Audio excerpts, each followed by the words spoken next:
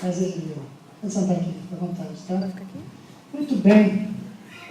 Eu só preciso de um microfone agora para o Moisés, porque aqui foi, tá. Ok. Acho que esse tá bom.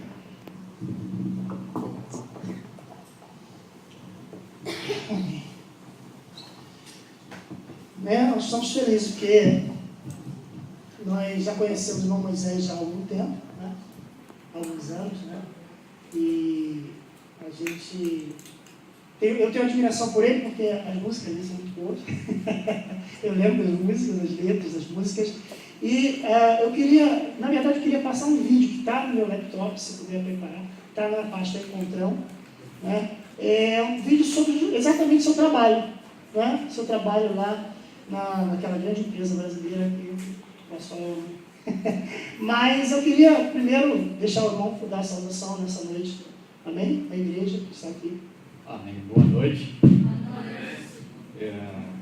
Primeiramente, eu gostaria de agradecer o convite aqui feito, oportunidade para estar compartilhando com todos aqui aquilo que Deus tem feito na minha vida, as experiências de vida, experiência profissional, experiência com Deus, né? Como o Diácono Alexandre falou aqui, a gente já se conhece há bastante tempo. Eu praticamente vi essa igreja começando aqui, na casa da mãe do pastor Braulio. A gente ia lá, na época eu cantava no 100 por 1, com Edson Feitosa e a Ana, e eu ia muito lá, muito, né? Aprendi muito com o pastor Braulio. Ele assim, estudou um período na UERJ também, onde eu estudava. A gente foi meio contemporâneo lá.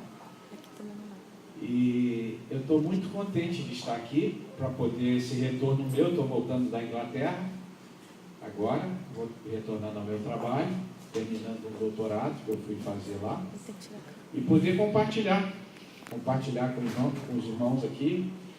E eu acredito, tenho certeza que aquilo que Deus fez na minha vida e a experiência de vida a gente vai poder passar para os jovens aqui hoje. Só não querendo me delongar mais, mas a coisa foi bem profética. Assim, primeiro, o Alexandre botou lá sobre buscando a excelência, né? E exatamente isso Deus tem feito comigo dessa forma. Tudo que tem feito em excelência. E depois, quando eu estava vindo no caminho, né, eu estava falando, poxa, essa é uma geração diferente e essa geração vai tomar esse país e vai mudar. Essa coisa de corrupção, de gente desonesta vai mudar, porque Deus está preparando jovens para tomar posição, tomar lugar nessa nação em várias áreas da sociedade.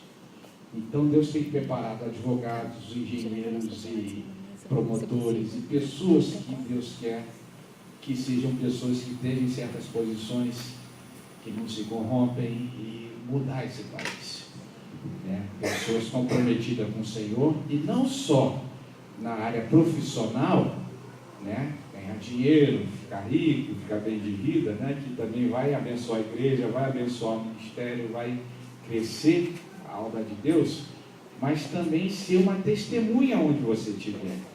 Porque tem pessoas que estão lá no meio da empresa, do governo, e que nunca ouviram falar de Jesus e estão ouvindo tantas coisas e tantas vozes, e tantas religiões e tanta coisa, que as pessoas precisam ter você lá, né? Para poder ouvir de Deus. Você é um ministro, é um representante de Deus nesses lugares. Amém. Amém. Como é que, assim, o senhor foi criado, você ou o senhor? Eu tenho que chamar de Pode você. falar você, porque senhor eu me sinto assim bem 49 anos, mas eu acho que ainda tem muito a contribuir. Como é que você foi criado na igreja, seus pais, igual eu fui criado na igreja, mas... Sim. Apesar de ter sido criado na igreja, né? Eu fui criado na Assembleia de Deus, de várias chalés, depois de Madureira, ali a 7, fui para 7, né? Eu teve um momento que eu tive que dar o meu compromisso com Deus, né? Aos 13 anos, eu levei um vizinho para a igreja, e aquele vizinho não era cristão. Eu falei, olha, vamos lá aceitar Jesus, que eu aceito junto com você. Aí ele foi lá na frente, eu fui também. E eu tinha uns colegas de turma de escola, E quando fiz 15 anos, esses colegas tocavam bateria, guitarra, eu sempre ia na casa dele tocar violão. E eles falaram, eu vou me batizar. Eu falei, eu vou também. Assim, para agradar, né? Mas eu vi que eu precisava de alguma coisa a mais. Então, quando eu fiz 18 anos, aí realmente eu fui num encontro na Maranata, era na BI, um colega meu me levou lá, e eu fui batizado com o Espírito Santo. A partir daí, a coisa mudou. Porque quando o Espírito Santo enche a sua vida, a coisa muda. Muda de uma forma muito poderosa. Então eu fui fazer seminário, deixei o seminário e fui fazer a faculdade. Fui para a UERJ, né, onde a gente encontrou um grupo cristão ali, né, e fiz a faculdade 5 anos. Entrei, fiz um concurso para Petrobras, passei e fui morar em Macaé. E depois de Macaé, para a Inglaterra, para o doutorado. Né? Então, eu fui criado num lar cristão, mas teve os momentos que você tem que ter, assim, aquela sua experiência pessoal com Deus. E eu sei que você, na universidade, você participava do trabalho evangelístico na universidade. Interessante que a nossa conversa que nós tivemos, foi muito pautada em evangelismo. Tudo que você falava, se você que hoje vai estar aqui, prestar atenção, a vida do irmão Moisés, também que a gente conversou, toda pautada, tudo tinha evangelismo. E aí, como é que foi na UERJ? A UERJ, você estava me contando que na UERJ vocês faziam um trabalho lá, como é que era lá? Como eu falei com a Alexandre aqui, na vida da gente, né, a gente tem que botar objetivos. Você tem que ter um objetivo na sua vida, né? Eu estudava na UERJ, fazia um curso de inglês lá, e eu olhava aquela universidade e eu falava, olha, eu quero vir estudar aqui.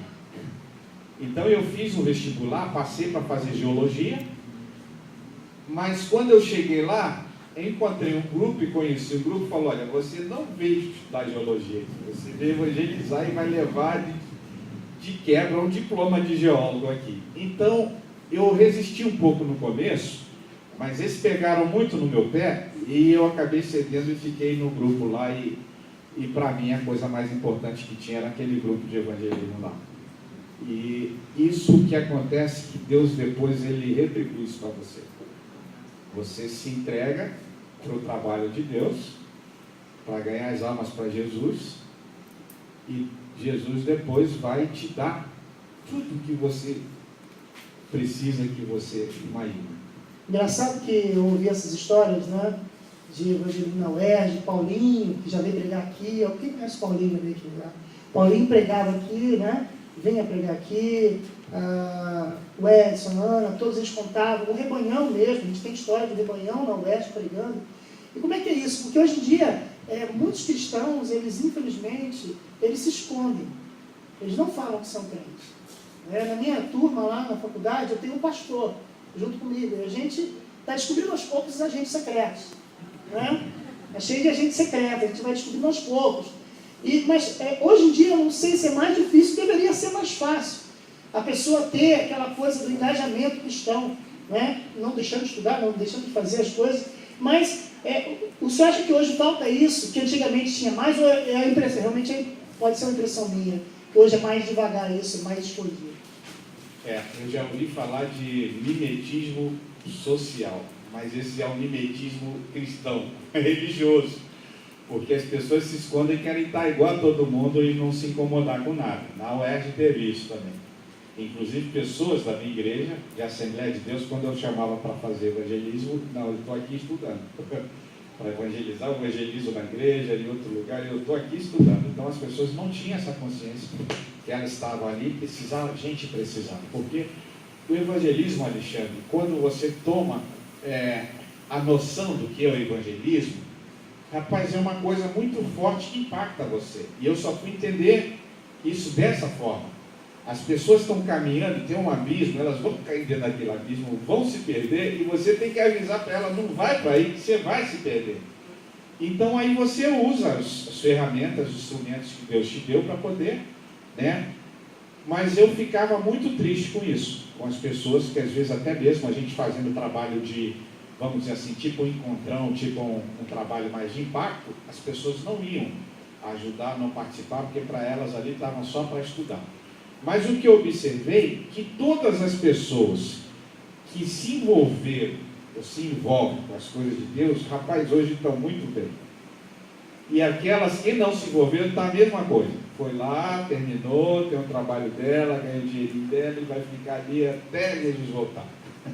Mas aquelas que se entregaram, parece que a coisa é global assim, aí forma aquela coisa da excelência que você falou, né? A busca do jovem pela excelência. A excelência vem por essa entrega total. Não é só profissional, você vai estudar muito, vai chegar a ser um profissional, mas a coisa vai fluir e vai explodir quando você está completo de Deus e envolvido nas coisas dele. Porque aí tem um sobrenatural também, que eu vou falar isso hoje aqui também.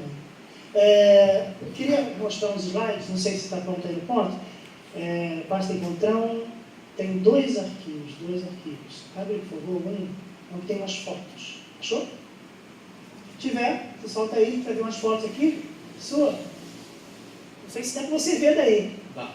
Dá para ver? Não, volta. Página primeiro. Já joga o Darwin de cara? Página 1. Só se eu querer. E aí tu Darwin logo de cara, não, tá errado.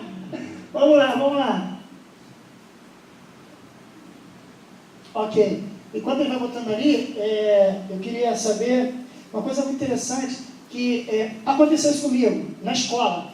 Eu confesso que realmente vendo esse movimento, não só o movimento de vocês, do Paulinho, que sempre vocês contavam, sempre testemunhavam, sempre falavam do trabalho evangelístico nas universidades, eu sempre estava ouvindo algo que o Rebanhão fazia nas universidades, então eu me inspirei a fazer isso na escola. Segundo grau de ensino médio. Eu brigava no ensino médio, 13, 14 anos, porque eu me inspirava nesse tipo de trabalho. Hoje nós aqui na igreja temos resultados disso. Nós temos o Matias, o Joaquim, que aceitou Jesus no colégio. Depois do Joaquim veio o presbítero Josias. Depois do presbítero Josias, não me corrija se eu estiver errado, a Rosilda, o Eusébio, a família toda, agora está vindo a mãe do Joaquim. Né? A Alessandra, que eu acho que vi a Alessandra aí, eu estava sonhando. A Alessandra também. Então, quer dizer, um trabalho que começou no colégio, hoje você colhe. Né? Você colhe uma família, hoje você tem as crianças, que de Josias que nem são muito mais crianças, são tudo grandonas. Então, realmente, a gente percebe que vale a pena investir em evangelismo. Vale a pena investir em ganhar alma para Jesus, a falar de Jesus no seu ambiente, no seu trabalho, na sua escola, aonde você realmente está inserido. Isso é importante. Conseguimos aí? Não? Muito bem. Eu queria mostrar umas fotos aqui que você me mandou e que eu queria que você comentasse rapidamente essas fotos. Tá. Né? Vamos ver se a gente consegue. Conseguiu? Página 1, hein? Ok. Olha, eu só não apresentei aqui, mas a minha filha, Caroline, veio comigo aqui também. Foi visitar a Caroline. Fica de pé para as pessoas conhecerem, Caroline. Na hora de levantar, ela não levantou, mas é a minha filha, 15 anos. Ok. Então eu vou continuar aqui, eles estão tentando ali colocar. Agora, eu queria saber em relação aquilo até que perguntei na sua residência, em relação a... Você estudou muito, né? Você fez ali... sua formação. Você fala, é melhor você falar a sua formação do que eu, né? Mas fala pra gente aí como é que foi. Fez a universidade, e aí o que mais você pôde fazer para aumentar aí o conhecimento acadêmico? Assim, Deus, quando escolhe você, unge você e diz, olha, esse sujeito aqui é meu e ninguém toca nele. Olha, tudo que você faz funciona. Eu tinha 20 anos, não estava entrando para a faculdade, meu pai faleceu, e eu fiz uma oração, falei, Deus, olha, eu não tenho mais pai, me adote como filho. Então, tudo que eu fiz, deu certo, funcionou. Eu entrei para a UERJ, fiz concurso, passei para a UERJ, e lá dentro, por 2 vezes, eu fiz concurso para ser monitor, e os colegas chegaram e falaram, olha, pode sair fora, desiste que essa vaga é minha. E eu falava para mim mesmo, Deus não falou nada, que a vaga era dele. Então passei na primeira, na segunda eu fiz outro concurso para ser monitor em outro ano, aí concorri com os colegas, passei de novo. Terminei a faculdade, tiveram propostas de trabalho para trabalhar na Vale do Rio Doce, na Gaster, e outra empresa de exploração de diamante em Angola, né? Mas eu fiquei com aquela coisa, eu passei na frente da Petrobras e falei, eu quero vir trabalhar nessa empresa aqui. Agora, como é que você... Desculpa te interromper, como diz no jogo. Como você se interessou em virar geólogo? Tu me contou, eu gostei. Ah, sim, meu pai... Essa história é legal. Eu tive, quando eu era pequeno, tinha 15 anos, eu fiz curso de desenho arquitetônico. Depois eu comecei a estudar violão com um dos maiores violonistas daqui, aquela coisa de excelência. Deus sempre colocou as coisas boas na minha frente lá. De graça, ele me dava aula lá na URCA, Renato Monteris de Almeida, é um violonista clássico, eu aprendi violão por música, partitura lá. Mas aí eu fui, queria ser arquiteto, aí depois eu vi, não, isso aqui não é para mim. Aí esse Renato me ofereceu uma bolsa para estudar engenharia na Souza Marques, de graça. Eu falei, não, eu quero outra coisa. E meu pai mexia com pedras preciosas, joias, vendia para a Gasterna, era fornecedor da Gasterna. Então eu, conhecendo uma família que meu pai vendia para eles, na Barra da Tijuca, era uma família de ingleses, e a filha deles falou para mim, eu vou fazer geologia, estava na mesma idade que eu falei, geologia? Nunca vi falar de geologia, geografia, né? Arqueologia, mas geologia. Aí fui procurar saber o que era, né? E vi que era muito interessante, porque a geologia é ciências da terra, estuda a terra e os bens minerais. E o nosso país hoje precisa de geólogo. Não tinha geólogo antigamente aqui no Brasil, era mais engenheiro de minas, né?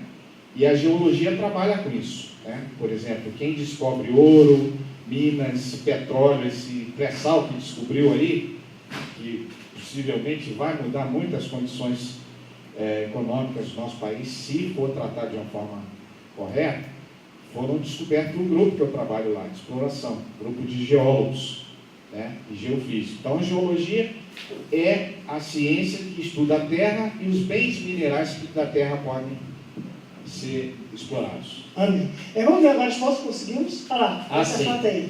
Aí a Assembleia de Deus, onde fui criado, a primeira lá de Marechal, né? Depois a de Madureira ali, eu com 19 anos já participava, eu era líder de um coral e de vez em quando falava também, a gente tinha oportunidade de dar testemunho e de falar na igreja, né? Mas a primeira lá é a Assembleia de Deus de Marechal Hermes e a de cá é a de Madureira, né?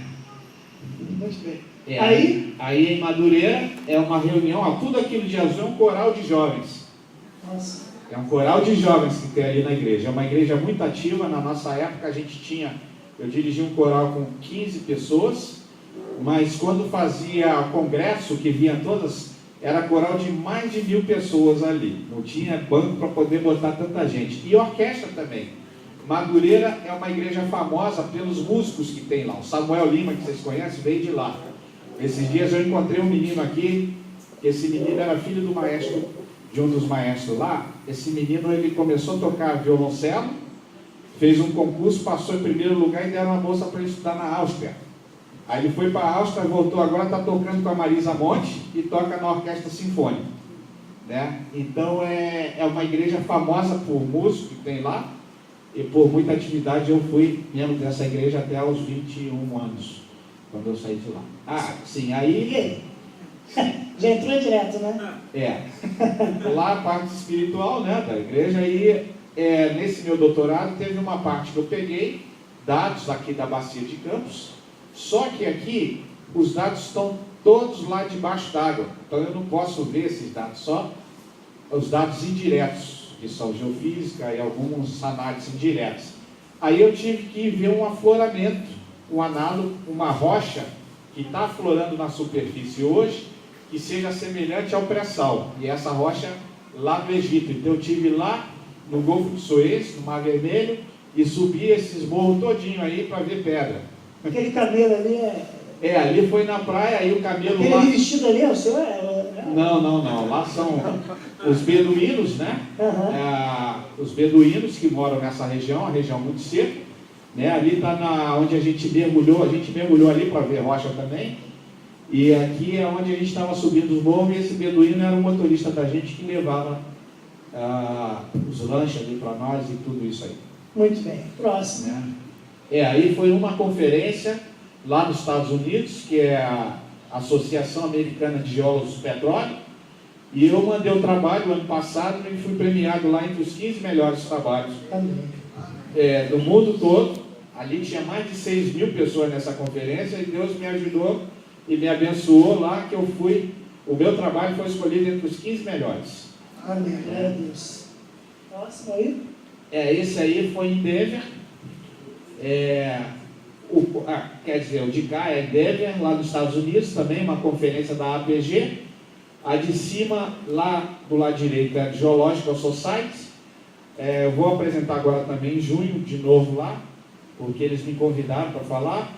E embaixo, aqui em Denver também, eu estava ali com o diretor da Petrobras do Estrela, Guilherme Estrela, que também é um geólogo. Ele, quando era diretor, ele esteve lá na Inglaterra, foi na casa da gente, e aí em Denver a gente encontrou, eu tirei uma foto com ele ali. Eu normalmente não sou muito de botar essas coisas assim, de pessoas famosas junto, mas como está falando desse assunto, eu botei aqui porque é uma figura importante. A pessoa que praticamente mandava na Petrobras, lá na exploração, nessa coisa, era uma pessoa mais importante que tinha na Petrobras. E Deus, com essa coisa de excelência, né, quer dizer, Deus faz acontecer as coisas e a gente depois vai ver que é Deus, né? Quer dizer, esse era o diretor, e o atual diretor é um engenheiro, e ele esteve lá na Inglaterra, em Londres, e pediu para 2 dias ficar com ele lá no campo, e lá ver rocha de pedra. Ele foi participar de uma conferência e pediu para eu ficar. Então esse diretor eu conheço também, porque a gente esteve junto lá, pôde conversar e ele falar um pouco da vida dele, eu falei da minha lá também, né? Ok. E aí? Esse aí é a escola que eu estudei, é a Royal University of London. Isso é uma universidade. Mas é um castelo. Esse castelo era de um homem muito rico. Sim. Só um castelo. E ele era vendedor de chá para a Índia, ou da Índia para a Inglaterra. Na Inglaterra eles tomam muito chá. E esse homem, como morreu, esse castelo virou uma escola de meninas, e depois foi doado para a universidade e virou a escola Royal University of London, né? Faz parte da Universidade de Londres. É uma universidade longe do centro de Londres, meia hora do centro de Londres, como se fosse a rural aqui, né? O perfil dos alunos que tem lá são alunos filhos de gente muito rica, principalmente que vem da China. O chinesinho que chegava lá tudo cheio de dinheiro, né? E o pessoal, um nível muito bom. Ele tem muita pesquisa aí, e é a 10ª universidade, né, a mais famosa lá na Inglaterra é a Cambridge e Oxford, mas essa aí está entre as 10 melhores da Inglaterra, entre as 22ª da Europa. Sim.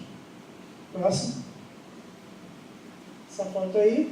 Sim. Aí a gente tirou uma foto para poder guardar de lembrança aí, né? Esse período que a gente passou, a Universidade de Londres, né? A Royal Holloway. Pode passar. E aí? Sim. Aí, essa é a parte que achei interessante. A gente, quando chega lá, o professor que eu escolhi para ser meu orientador, ele é uma pessoa muito conhecida na Europa, famoso, tem muitos livros escritos, é um pesquisador, professor emérito da universidade e membro dessa Geological Society, que a Geological Society é a associação de geólogos mais importante que tem no mundo. Eles publicam muito e tudo que tem de novidade sai de lá. Para vocês terem uma ideia, quando teve aquele escorregamento aqui em Petrópolis, Teresópolis, com 6 meses, eles tinham um livro publicado sobre aquele movimento de massas que teve ali. Deram um modelo geológico, o que aconteceu e o que tinha que fazer para poder resolver aquela situação. Porque o Darwin está ali? Darwin foi um dos primeiros que apareceu, porque Darwin também tem a teoria dele da evolução, né? E muitos geólogos, a maioria dos geólogos, eles são fervorosos com essa teoria da evolução, né? Tem alguns pontos que são contrários à palavra, mas tem muita coisa importante, né? Como eu falei com o Alexandre, às vezes a gente é muito radical e diz, não, isso aqui não. Mas tudo que ele falou não estava errado, Mas quando ele fala de uma espécie evolui para outra, a Bíblia diz que Deus fez tudo segundo a sua espécie. Então, até hoje, não conseguiram achar o elo perdido entre uma espécie e outra. Mas dentro de cada espécie tem uma evolução, tem alguma coisa que ele falou que é verdade. Mas essa filosofia do homem vir do macaco, isso aí até hoje não provaram e não vai provar, porque quem fez o homem foi Deus. Amém. Né? Deus fez o homem, a Bíblia diz que Deus fez cada animal segundo a sua espécie. E se observar na teoria da evolução, está igualzinho da Bíblia lá, porque Davi também sabia de teologia. Então, primeiro Deus fez os peixes, depois os répteis, depois até chegou o homem. Então, a ordem, a sequência que Darwin colocou é a mesma que tem na Bíblia, mas ele errou quando botou que o homem veio do macaco e o réptil veio do peixe. Isso não é verdade, porque na Bíblia diz que Deus fez cada coisa segundo as suas espécies. Né? Bem, eu acho que estava até trocado, então vai ter uma mudançazinha aí. Esse livro você falou comigo? Ah, sim. Durante o período que eu estudei na UERJ, a gente vai aprendendo, a gente aprende com os nossos problemas, com as nossas dificuldades, mas aprende com as pessoas também. Isso que eu vim trazer para vocês aqui é uma experiência de vida que eu tenho, que muita gente aqui vai aprender alguma coisa que eu tenho para falar para vocês. E na época que o pastor Braulio esteve estudando na UERJ, ele veio dos Estados Unidos, ele tinha feito lá o seminário, foi para os Estados Unidos, veio, e esse livro ele me emprestou. Né? Ministering to the Lord, ministrando a Deus, significa ministrando a Deus. E que esse livro mudou a minha visão de igreja, a minha visão de Deus, a minha visão de Jesus. Porque a autora, Roxanne Grant, ela ministra falando que estava na igreja uma vez, e aí ia pregar, tinha um coral cantando bonito, mas via Jesus triste lá na igreja. E ela perguntava para Jesus, por que você está triste? E Jesus falava para ela, olha, essas pessoas estão cantando e estão cantando muito bonito, mas não é para mim. Elas estão ali para fazer uma performance muito bonita, depois todo mundo vai aplaudir, mas eu não estou recebendo esse louvor. Então, quando ela falou aquilo para a igreja, ela falou, ó, Jesus está aqui e ele quer receber adoração. A igreja toda se prostrou e teve um mover naquela igreja, e a partir daquilo eu mudei a minha vida também, a minha forma de pensar. A gente primeiro tem que ministrar Deus, para depois eu ministrar nós, para nós ministrarmos para a igreja. Essa era a visão. E o pastor Braulio que me emprestou esse livro, e foi muito bom para mim. É engraçado como é que Deus faz as coisas, que às vezes a gente não tem noção como a gente é usado por Deus, a gente não tem noção. Hoje eu perguntei para ele, pastor, você lembra um livro que o senhor emprestou para Moisés? Ele, não lembro não. Eu falei, pois é, o livro que mudou a vida do Moisés, foi o que ele disse. Eu falei, nem lembro. Então, às vezes você empresta um livro, dá um material, abençoa uma pessoa uma vida, e você não tem noção do que vai acontecer na vida daquela pessoa. Então, não deixe de dar um livro evangélico. Às vezes a pessoa dá uma caixa de bombom, é muito bom, eu gosto de receber caixa de bombom, mas às vezes você vai dar um livro para uma pessoa, esse livro vai revolucionar a vida dessa pessoa. Então, dê algo que edifique a vida de uma pessoa de presente, amém? Abençoe a vida, vamos lá. Aí São os momentos que a gente teve lá na Inglaterra, e essa é a foto mais inglesa que a gente tem. Porque lá quando tem uma festa, as mulheres põem chapéu, anda tudo bacana assim, né? Mas, e no outro lá foi no Ano Novo que a gente foi lá naquela roda que tem lá no London Eye, né? A roda gigante que tem London Eye, que chama? Lá atrás, né? Lá atrás, E a gente foi no Ano Novo para ver lá a queima de fogo deles, foi muito bonito. Mas essa festa, essa capela, é uma capela dentro da universidade. Um colega inglês casou com uma brasileira, os dois geólogos, ela foi fazer doutorado em geologia lá, conheceu um inglês e casou, né, com um inglês lá. Os ingleses, eles adoram os brasileiros. Quando os brasileiros chegam lá, eles querem logo casar. Mas, e eles vão para a Inglaterra. E ali aquele é o meu professor e a esposa dele, né? Eles falaram para a gente todo arrumadinho, de terno e tudo, mas eu vi ali que o professor estava muito mais moderno que a gente. Então, está ali a minha esposa, meu filho, o Matheus e a Caroline também. foi num casamento de inglês, que é bem diferente do nosso aqui. São anglicanos ou cristãos, protestantes ou anglicanos? Eles são católicos. Católicos. São católicos. Mas no casamento inglês, você vai para a cerimônia, depois da cerimônia tem um almoço, depois do almoço fica todo mundo conversando, se conhecendo, porque eles têm a filosofia o seguinte: você casar com uma pessoa, você casa com a família daquela pessoa. E no momento do casamento, é uma das poucas oportunidades que eles têm de conhecer todo mundo e falar com todo mundo, porque depois vai ser difícil encontrar todo mundo.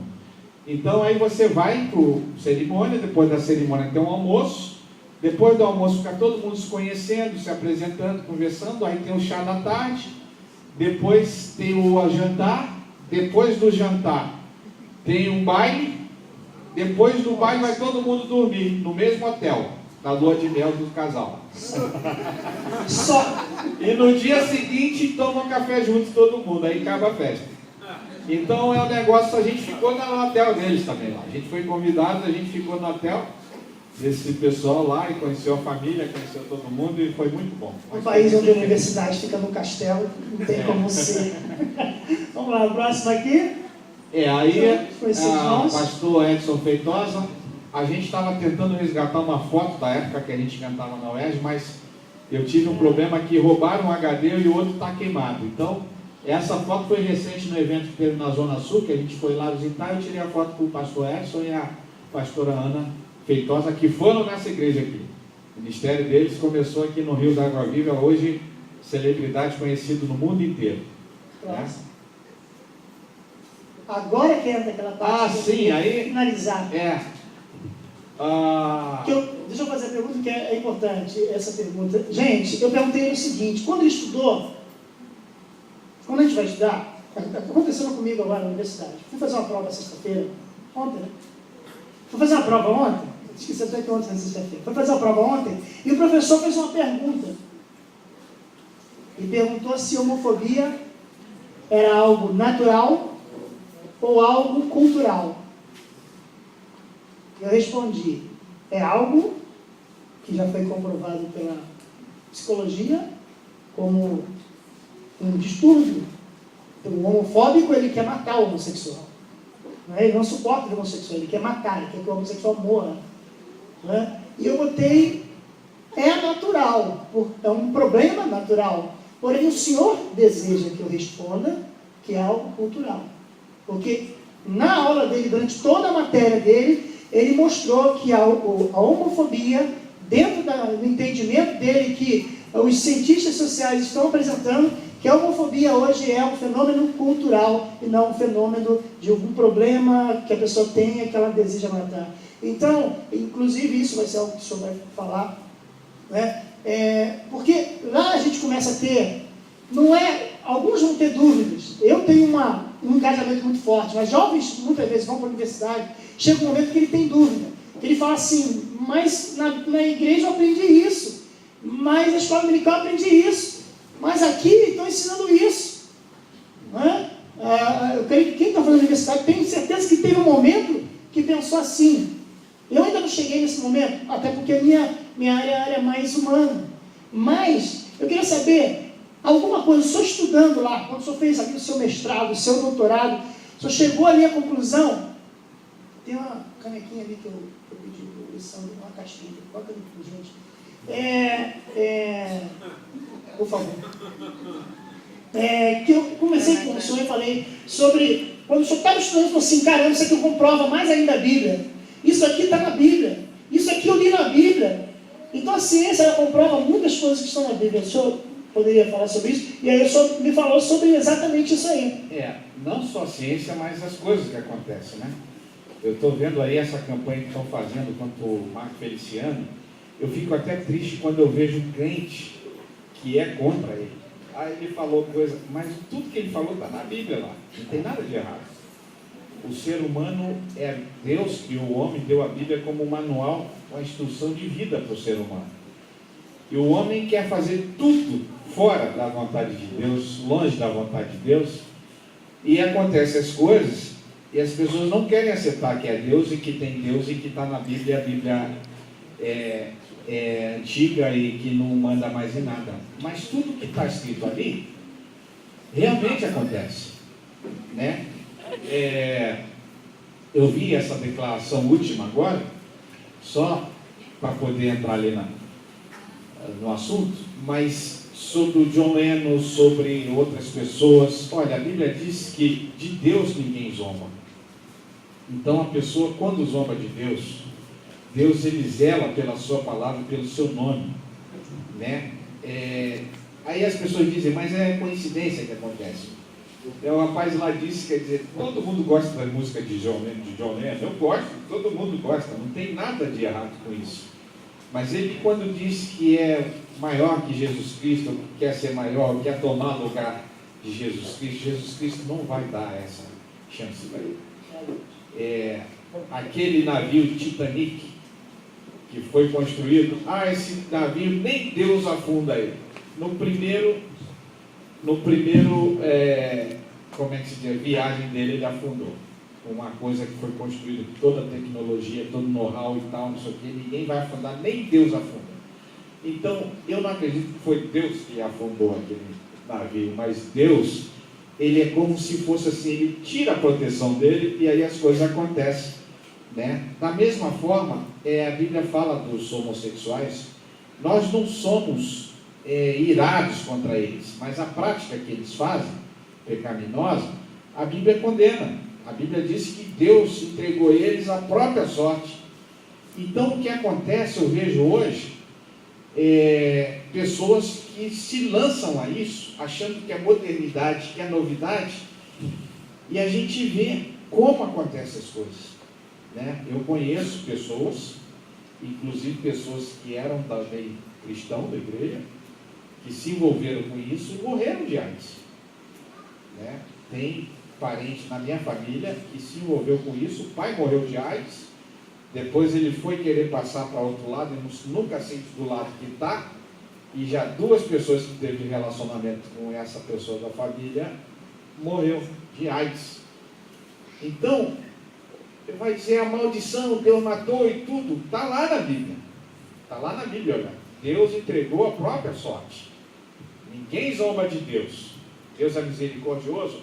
Mas Ele também zela pela palavra dEle, Ele zela pelo nome dEle, e o que está escrito lá acontece, de verdade. Uma coisa só, que eu fico até às vezes pedindo a Deus misericórdia para algumas pessoas, a gente teve um deputado aqui, que era da Assembleia de Deus, lá de São Paulo. Esse deputado, ele estava fazendo um projeto. Hoje em dia, irmãos, tem muito crente fazendo projeto e mandando lá para o Congresso, né? Eu tenho amigos que são hoje pessoas influentes aí, que estão fazendo projetos, manda para ser projeto de lei lá. Projeto em várias áreas diferentes. Mas esse pastor tinha um projeto de todo o político ser financiado pelo governo, né? Para poder não ter essa roubalheira, porque quando tem político de eleição, né, tem lá o pessoal dá dinheiro para os partidos, né, e depois, quando ganha, o político fica devendo favor para os empresários e para tudo. Então ele falou, olha, vamos fazer aqui, a campanha vai ser financiada pelo governo federal, não vai ter mais esse problema. Aí teve um deputado, que eu não vou dizer o nome aqui, que ele xingou a mãe do pastor. Xingou. Rapaz, não demorou um mês, aquele deputado morreu. Morreu, deu um infarto nele, ele caminhando lá em Brasília, deputado baiano, que estava para ser presidente de não sei o que, presidente do Brasil, uma pessoa muito falando, caiu fulminado lá no chão. Olha, a mãe daquele pastor, o pastor podia ser o que fosse, mas a mãe dele era uma mulher de oração, de círculo de oração. Então, rapaz, é muito coisa, e depois vai falar, as pessoas não gostam de ouvir a verdade. Mas, falando da ciência, às vezes tem coisas na Bíblia que comprovam o que você está estudando ali. Por exemplo, eu fui estudar lá, eu fui estudar o pré-sal. Antigamente o Brasil era junto com a África, e depois teve o rift-amento, e foi distanciando, até formar o Brasil. Pode passar aqui isso aí. Assim, aí olha, aí o que acontece? Lá no livro de Jó, Jó não era cientista, o Jó não era geólogo, mas Deus mostrava as coisas para ele. Ele nunca foi no interior da terra. Volta umazinha aí só. Então, na Bíblia, em Jó, o livro de Jó é o livro que mais descreve segredos da ciência de todas as áreas, né? Na minha área, por exemplo, tem muita coisa que Jó fala lá que a gente comprova hoje e os cientistas falam. Certamente esses cientistas leram lá e tiveram a ajudinha no livro de Jó. Porque, por exemplo, tem uma coisa que a gente chama de convecção do manto. A terra lá embaixo, ela é fogo puro, né? A Bíblia fala que é fogo e enxofre lá dentro da terra, no interior da terra. E a Bíblia fala também, Jó falando, que a terra por baixo, né, da terra vem o pão, mas por baixo ela revolve como fogo. Então tem essa convecção de calor dentro da terra, está lá na Bíblia, e a gente estuda isso também, é o que forma essa deriva dos continentes ali, né? Então, tem placas se movendo para um lado, placas se movendo para o outro, né? Outra coisa que a Bíblia diz que a terra, a próxima agora, era uma porção seca, uma porção só de terra seca, não era esse monte de continente. Então, com esse movimento, né, esse fluxo de calor e essa deriva dos continentes, começou a formar o Gondwana, primeiro o Pangeia, depois o Gondwana, e foi afastando os continentes, né? Hoje, por exemplo, no fundo do oceano, a gente tem uma zona de espalhamento. Volta uma aí, por favor. E lá, aquela lá, olha, onde está cordilheira, essa costa todinha do Oceano Pacífico, ela está acontecendo aquilo ali, ó. A parte de uma crosta está descendo debaixo da outra, aí empurra e forma as cordilheiras. Então, desde o Chile até lá nos Estados Unidos, a gente tem essas cordilheiras, vulcões e terremotos, por conta desse movimento aí, né? E lá na Bíblia já falava dessa convecção, e essa convecção produz esse afastamento dos continentes. Mas a Bíblia fala lá que antigamente era uma porção seca e uma porção de água. Então a gente tem isso na ciência. Depois fala que a terra por baixo revolve como fogo, e a gente vê as convecções ali. Pode. Sim. Isso aí eu queria que o senhor comentasse, que é a nossa última imagem. Que aí eu já vou dar a oportunidade do senhor já dar a sua palavra.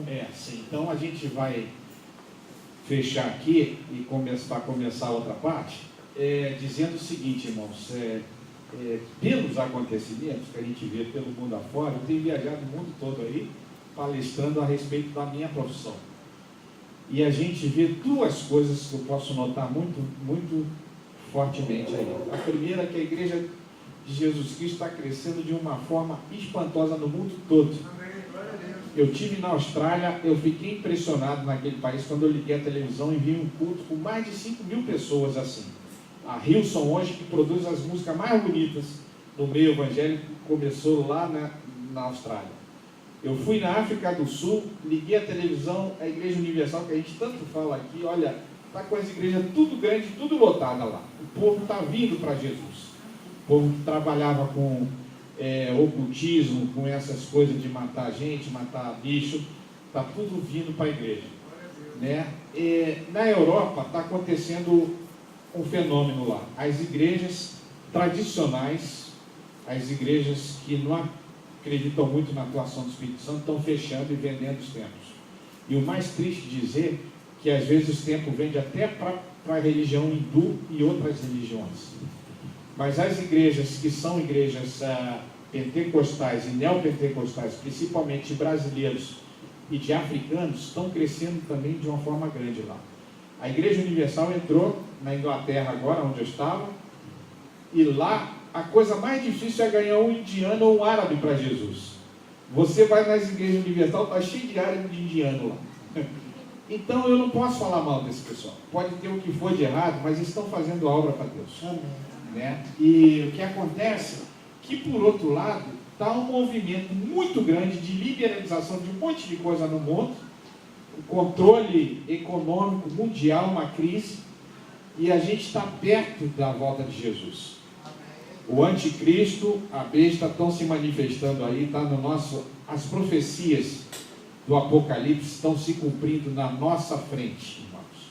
A gente está nesse período agora e a gente tem que ser rápido, ganhar mais alma possível para Jesus e se entregar. Não dá mais para ser crente, meio crente ou crentinho, então tem que ser cristão de verdade, né? A Bíblia diz que a terra, as pessoas aguardam ardentemente a manifestação dos filhos de Deus.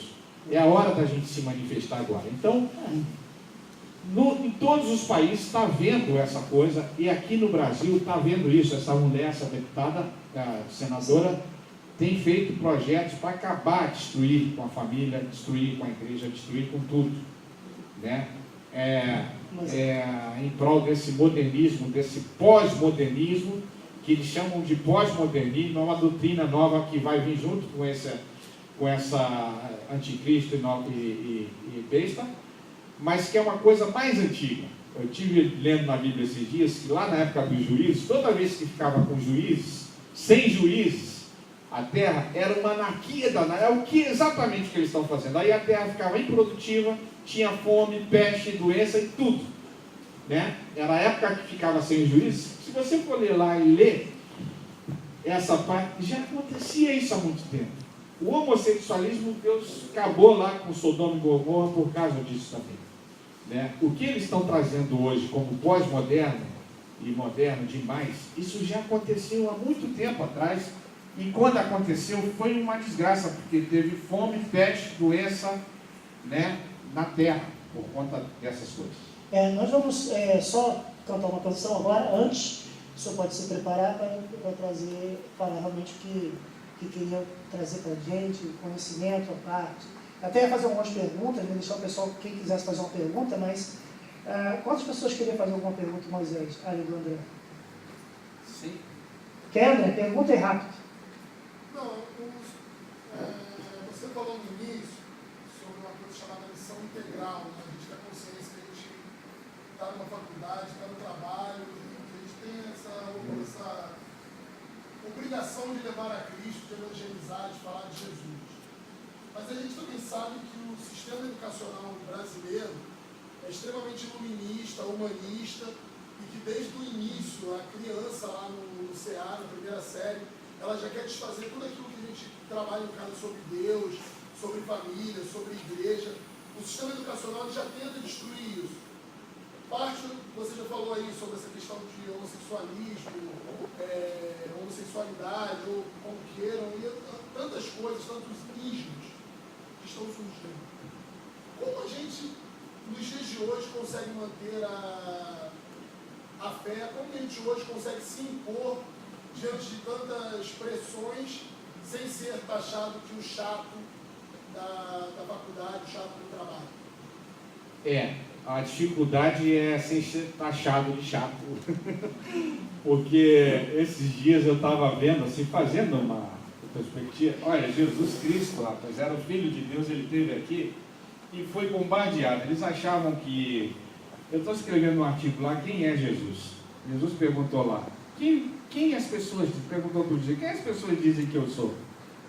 E os discípulos falaram, uns dizem que tu és profeta, outros dizem que você é a reencarnação de Elias, né? Porque as pessoas não tinham a noção de quem era Jesus. Então eles achavam Jesus como um impostor, achavam Jesus um picareta, como estão fazendo aí com os pastores nossos hoje, né? Mas uma coisa, qual é o seu nome mesmo? André, eu às vezes até eu estava falando com o Alexandre, rapaz, as pessoas me acham crente diferente assim, sabe? Porque eu não visto a carapaça de crente, de crentão. Eu tenho que mostrar para todo mundo que eu sou cristão. Você tem que viver o cristianismo. E a coisa do testemunho, você vai conseguir falar a partir... Eu nunca me preocupei muito assim, quer dizer, depois desse livro aí, eu comecei a não preocupar muito, tem que fazer a obra de Deus, tem que fazer. Às vezes você chega numa igreja, tem que fazer a obra de Deus, vamos fazer a obra de Deus, vamos fazer a obra de Deus. Mas o mais importante é a comunhão que você tem com Ele, a amizade e a intimidade. Porque quando você começa esse relacionamento, você conhece mais de Jesus, aí as coisas começam a acontecer naturalmente, sabe? As pessoas vão perguntar para você sobre Jesus, as pessoas vão ver Jesus em você, pô, aquele cara faz diferente, faz com excelência, pô, o cara fez um negócio ali. Olha, irmão, eu vou revelar um segredinho para você aqui, que é uma coisa que eu não posso falar para todo mundo. Mas eu no meu projeto tinha coisa muito complicada lá, e eu orava e falava, Deus, como é que é esse negócio? Deus me revelava as coisas, sabe? E eu levava para o professor, rapaz, o cara catedrático, cheio de livro escrito. Ele falou, rapaz, que ideia brilhante